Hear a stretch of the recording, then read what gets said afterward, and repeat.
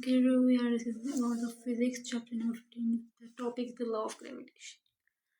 इसमें क्या होता है कि every object in the universe के हमारे यूनिवर्स में जितने भी ऑब्जेक्ट्स हैं वो दूसरे ऑब्जेक्ट्स को अट्रैक्ट कर रहा होता है विथ फोर्स, ठीक है। वो जो फोर्स है वो डायरेक्टली प्रोपोर्शनल होती है product of their methods, means के m1 और m2, और इनवर्सली प्रोपोर्शनल होती है तो distance between their centre, means के r स्क्वायर। तो इनवर्सली प्रोपोर्शनल है F3 m1 m2 के, नेक्स्ट टाइम में वो इनवर्सली प्रोपोर्शनल है r स्क्वायर के। फिर हम इसको कंबाइन करते हैं इस इक्वेशन को, फिर हम इसका हो जाएगा F3 प्रोपोर्शनल है m1 m2 over r square. अब क्योंकि प्रोपोर्शनलिटी का साइन हटाने के लिए हम हमेशा कांस्टेंट यूज़ करते हैं जो कि k कांस्टेंट है, इधर हम जो कांस्टेंट यूज़ करेंगे वो हमारे पास होगा g, ठीक है। जिसकी वैल्यू हमारे पास होती है 6.676 एक्सपोनेंट -11। उसके अलावा हमारे पास म्यूचुअल फोर्स की होती है। म्यूचुअल फोर्स हमारे पास जो बेसिकली ग्रेविटेशनल फोर्स की म्यूचुअल फोर्स होती है।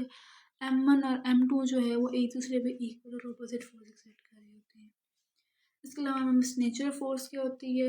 F3 जो है वो उसकी नेचर क्या है, अट्रैक्टिव इन नेचर है, ठीक है। उसके अलावा इफेक्ट ऑफ मीडियम क्या है कि वो इंडिपेंडेंट ऑफ मीडियम है। लाइन ऑफ एक्शन क्या है कि F3 जो है मीन्स की ग्रेविटेशनल फोर्स वो along the line of action काम कर रहा होता है और सेंटर ऑफ मैसेज को ज्वाइन कर रहा होता है। सिग्निफिकेंस क्या है मैसेज के लिए कि ये हमारे मैसिव बॉडी के लिए सिग्निफिकेंस है as compare to lighter body, ठीक है। और देन वैलिडिटी क्या है कि ये हमारे पास सिर्फ पॉइंट मैस ही वैलिडेट। पॉइंट मैस क्या होता है कि मैसेज के दरमियान में डिस्टेंस अगर ग्रेटर हो जाए उनके मैसेज से तो वो पॉइंट मैस होते हैं। अब जो बेसिकली ग्रेविटेशन लॉ है वो हमारे पास एक इनवर्स स्क्वायर फोर्स है। तो अगर वो 4 टाइम डिक्रीज कर रही है, और 4 टाइम कब डिक्रीज करेगी, जब हम डिस्टेंस डबल कर देंगे। अगर हम डिस्टेंस ट्रिपल करते हैं इसका मतलब है कि वो 9 टाइम जो है वो डिक्रीज कर रही है, ठीक है।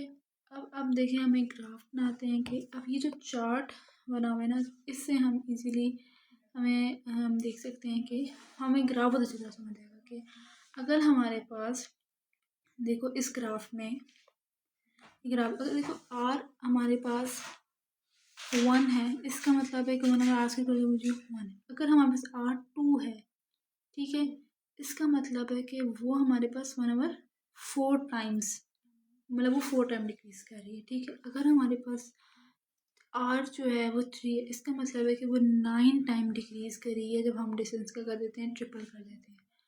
डिस्टेंस डबल कर देंगे तो वो 4 टाइम, ट्रिपल करेंगे तो 9 टाइम्स, ठीक है। 4 टाइम्स करेंगे तो 16 टाइम्स, ठीक है।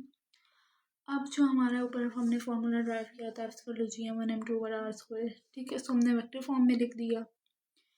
और भी हम और डायग्राम और पीछे हमने लाइक काफ़ी में ये पढ़ा हुआ भी है कि पिछली क्लास में हमने ये डेरिवेशन ड्राइव किए हुए कि m1 m2 over r square, ठीक है। अब इसे हमने F12 के साथ लिख दी, हमने F21 के साथ लिख दिए इस डायग्राम्स की मदद से, ठीक है। अब हम डायग्राम से देख लेते हैं कि जो हमारे पास R21 है वो इक्वल होते हैं -R12 के, ठीक है। तो हम R20 तो मतलब इसको पुट कर देंगे कि हमने प्रूव करना है कि F21 इक्वल है -F12 के। तो यहाँ पे नेगेटिव हो गया ना, तो अगले स्टेप में अगर यहाँ पे नेगेटिव हो गया तो अगले स्टेप में हम -5 कॉमन ले लेंगे तो ये पॉजिटिव हो जाएगा। तो हम कह सकते हैं कि लॉ ऑफ ग्रेविटेशन जो है वो हमारे पास कांस्टेंट है, Newton third law of motion. अब देखो 715.1 इसके हिसाब से कि मास ऑफ अर्थ आपको 6 एक्सपोनेंट 24 है, ये कौन सी वैल्यू होती है। मास ऑफ मून के 7.74 है, आर की वैल्यू के 3.84 है, एक्सपोनेंट 8, अगर किलोमीटर में 5 है, मीटर में कन्वर्ट करके 8 हो जाएगा।